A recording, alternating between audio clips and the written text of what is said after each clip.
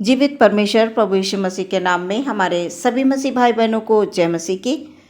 सुंदर से अवसर के लिए हम परमेश्वर को धन्यवाद देंगे, क्योंकि उसके अनुग्रह भरी दृष्टि हम सब पर बनी हुई है और वो हमें बार बार अवसर देता है कि वचन के माध्यम से हम बात करें, परमेश्वर में रहते हुए जीवन में हम आत्मिक उन्नति करें। सो प्रियो, अपने आप को प्रभु के हाथों में समर्पित करें और वचन के माध्यम से हम बात करें कि वचन हमसे क्या कहना चाहता है। आज की सुंदर सुबह का वचन यूहन्ना रचित सुसमाचार उसका 15 अध्याय 1 और 2 पद मैं पढ़ूंगी। यहाँ पर इस प्रकार से लिखा हुआ है, सच्ची दाखलता मैं हूँ और मेरा पिता किसान है। जो डाली मुझ में है और नहीं फलती उसे वो काट डालता है, और जो फलती है उसे वो छांटता है ताकि और फले। सुंदर वचन के लिए हम धन्यवाद देंगे प्रभु को। जैसा हम सभी लोग जानते हैं कि प्रभु यीशु मसीह मानव रूप में इस संसार में आए और इस संसार में रहते हुए उन्होंने तमाम दृष्टांतों में अपने चेलों के साथ बातें की, स्वर्ग के राज की तमाम बातें अपने चेलों को सिखाई और बहुत सारे अद्भुत काम किए। रोगियों को चंगा किया, अंधों को आंखें दी, लंगड़ों को चलाया, मुर्दों को जिलाया। हमारे प्रभु ने, यीशु मसीह ने बड़े बड़े अद्भुत काम किए, जिनको आज हम वचन के माध्यम से स्मरण करते हैं, उन्हें हम पढ़ते हैं, उन्हें समझते हैं और उन पर हम चलने की कोशिश करते हैं, ताकि हम वचन में चलते हुए, यानी जो कुछ भी वचन हमसे कहता है हम उसको मनन करें, उसका हम ध्यान करें। और जब हम वचन में चलते हैं तो प्रियो, परमेश्वर की तमाम आशीषें जो हमारे लिए उसने रखी हुई हैं वो हमें प्राप्त होती हैं। वो आशीषों को उंडेल देता है हमारे ऊपर। वो हमारे चाल चलन से, हमारे स्वभाव से, हमारे कामों से वो प्रसन्न हो जाता है जब हम वचन का पालन करते हैं। प्रियो, जब हम प्रभु में आ जाते हैं तब हमारा जीवन जीने का तरीका बदल जाता है। वो अंधकार का जीवन पीछे छूट जाता है। जब तक हम ज्योति को नहीं जानते थे, यानी यीशु मसीह को हम नहीं जानते थे, तब तक हम अंधेरे में थे। अंधकार का हमारा जीवन था। हम अंधकार में जी रहे थे और अंधकार में चलते हुए जीवन में हमारे क्या थी? अशांति थी। हमारे जीवन में घबराहट थी, हमारे जीवन में कष्ट थी, परेशानियां थी। फिर भी हम जिए जा रहे थे। क्यों? क्योंकि हम ज्योति को जानते नहीं थे और हम इतनी मेहनत करने के बावजूद हमारे जीवन में शांति नहीं थी। हम संतुष्ट नहीं थे। हम बहुत तरह की मेहनत तरह तरह से हम करते चले आ रहे थे कि हमारे जीवन में किसी भी तरह से शांति आए, लेकिन वो शांति हमारे जीवन में नहीं थी। आज इस वचन के माध्यम से हम ज्योति में आ गए हैं, यानी प्रभु यीशु मसीह में हम आ गए हैं। यीशु मसीह ज्योति हैं और जो कोई ज्योति में चलता है, यानी वचन की जो कोई ज्योति में चलता है, वो कभी ठोकर नहीं खाता, क्योंकि वचन ये बताता है कि तेरा वचन मेरे पाँव के लिए दीपक और मार्ग के लिए उजियाला है। यीशु मसीह ज्योति हैं और यीशु मसीह ये कह रहे हैं कि सच्ची दाखलता मैं हूँ और मेरा पिता किसान है। यीशु ने अपने को दाखलता कहा और परमेश्वर पिता को किसान। और जितने भी लोग यीशु मसीह में विश्वास रखते हैं, इस बात पर वो विश्वास करते हैं कि यीशु मसीह हमारे लिए संसार में आए, वो मारे गए, गाड़े गए और तीसरे दिन जी उठे और हम सब जीवित परमेश्वर की संतान हैं, इस बात पर वो विश्वास करते हैं। तो उन विश्वासियों को प्रभु यीशु मसीह दाखलता की डालियां बता रहे हैं। दाखलता की डालियां यानी हम सब जो प्रभु में विश्वासी हैं वो सब दाखलता की डालियां हैं। और वचन कहता है कि जो डाली मुझ में है और नहीं फलती उसे वो निकाल देता है, हटा देता है, और जो डाली यीशु मसीह में रहते हुए फल रही है उसे वो छांटता है ताकि और फले। कई बार प्रभु ने इस वचन में ऐसा बताया है कि जो डाली मुझ में है और नहीं फलती, मतलब हम विश्वासी तो हैं, प्रार्थना भी करते हैं, वचन भी पढ़ते हैं, लेकिन हमारा जीवन फलदायक नहीं होता है, हमारे जीवन से फल नहीं दिखाई पड़ते हैं। ये प्रभु वचन में इस बात को बता रहे हैं कि जो डाली मुझ में है और नहीं फलती उसे वो हटा देता है, निकाल देता है। इस प्रकार से वचन में बताया गया है। और जो डाली दाखलता में बनी रहकर फलती है उसे वो क्या करता है, समय समय पर छांटता है ताकि और फले। छांटने का मतलब जो भी कमी है हमारे अंदर, हमारे जीवन में जो भी रुकावट है आत्मिक जीवन में बढ़ने की, उसे वो निकालता है।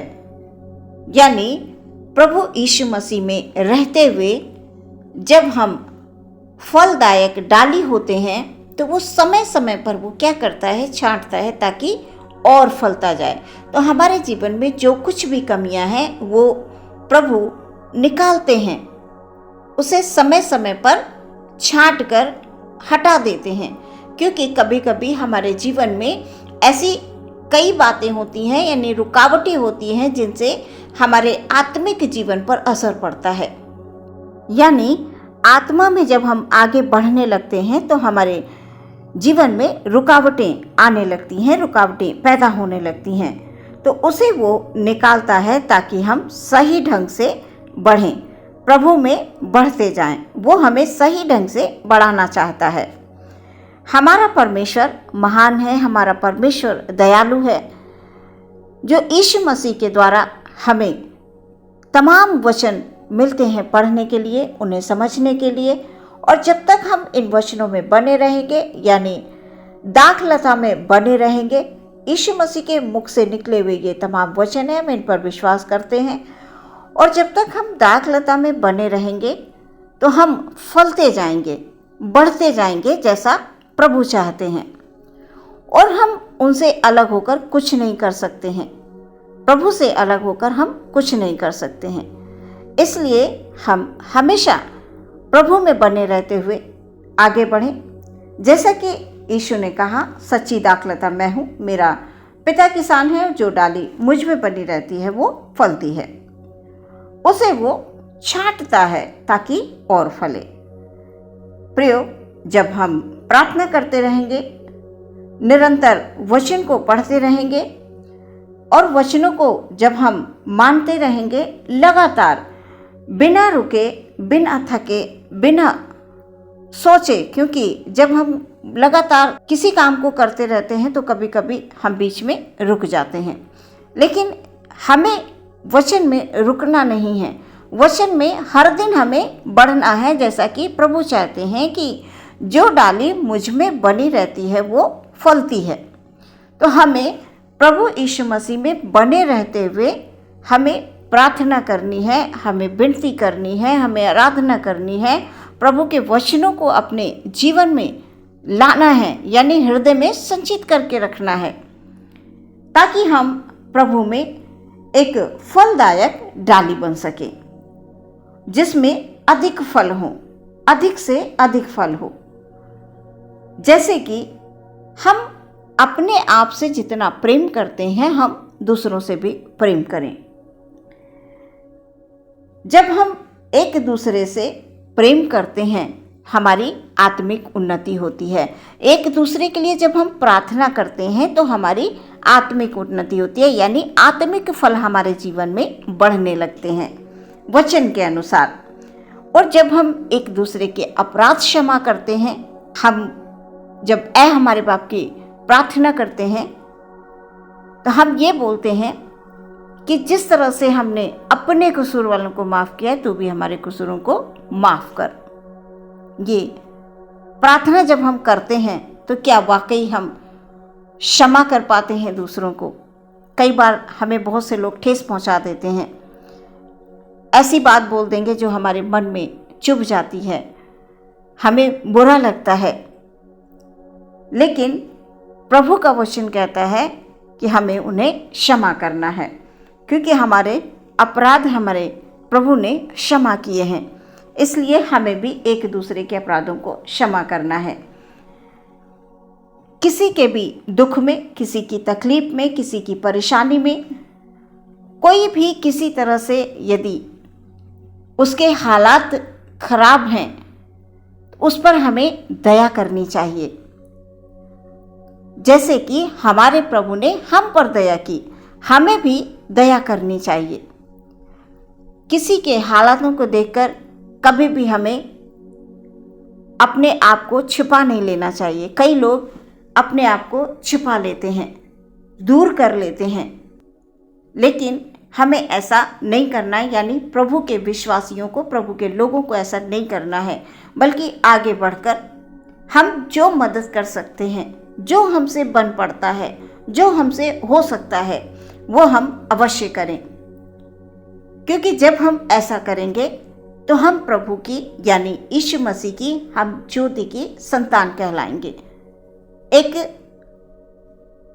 वो संतान जो वचन में लिखा हुआ है कि डाली मुझ में बनी रहती है तो वो फलती है।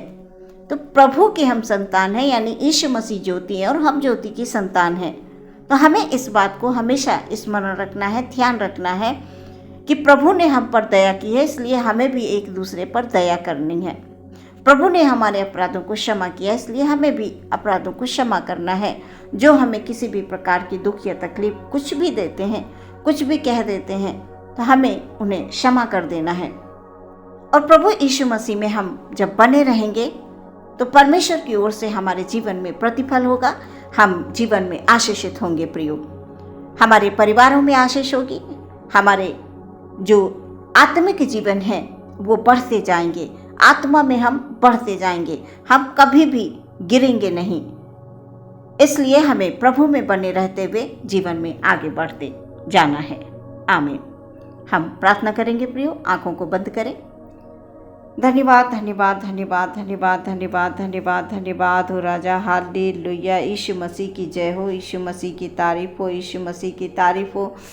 आज के सुंदर वचन के लिए हालेलुया, धन्यवाद। प्रभु जी, हम आप में बने रहें और जीवन में हम आगे बढ़ें, आपके योग्य हम फल लाएं, क्योंकि प्रभु हम आपसे अलग होकर कुछ नहीं कर सकते। इसलिए हम अपने हर एक भाई को, हर एक बहन को आपके हाथों में समर्पित करते हैं पिता। Hallelujah, hallelujah. हम सबको प्रार्थना की आत्मा दें, हम सबको सत्य का आत्मा दें, हम सबको पवित्र आत्मा की अगुवाई में रखें, ताकि हम हर एक वचन के माध्यम से प्रभु जी हम जीवन में आगे बढ़ें। जैसा आप चाहते हैं हमारा जीवन वैसा हो। प्रभु जी, हम अपने भाई बहनों को आपके हाथों में देते हैं पिता। किसी भी प्रकार की किसी को समस्या है, कोई बीमारी है, कोई परेशानी है, कोई दुख में है, प्रभु जी हम प्रार्थना करते हैं खुदाबंद यीशु मसीह के नाम से उनके दुख दूर हो जाएं, उनकी बीमारियों पर अपना लहू लगा दे मेरे यीशु मसीह। हालेलुया। क्योंकि तेरे लहू में चंगाई है, तेरे लहू में सामर्थ है, तेरे लहू में शक्ति है, और यीशु मसीह के नाम में हालेलुया सब कुछ संभव है। जो कोई यीशु मसीह का नाम लेता है वो उद्धार पाता है, उसके पाप क्षमा हो जाते हैं, वो दुष्ट आत्माओं से छुटकारा पा जाता है, क्योंकि यीशु मसीह के नाम से दुष्ट आत्माएं डरती हैं। और जहाँ यीशु मसीह का नाम है, जहाँ यीशु मसीह का लहू है, उस जगह पर शैतान की कोई भी ताकत टिक नहीं सकती है। प्रभु, मेरा ये विश्वास है खुदाबंद। हमारे भाई बहनों के घर के हर एक कोने कोने में प्रभु आप अपने लहू के बाड़े से बांध दीजिए खुदाबंद। प्रभु जी हम प्रार्थना करते हैं इनके रोजी रोजगार में प्रभु आपकी आशीष हो। हम एक दूसरे के लिए प्रार्थना करें, नित्य हम आत्मिक उन्नति करें। आदर महिमा आपको देते हैं, प्रार्थना विश्वास के साथ मांगते हैं मसीह यीशु के नाम से। सुने और ग्रहण करें पिता, आमीन।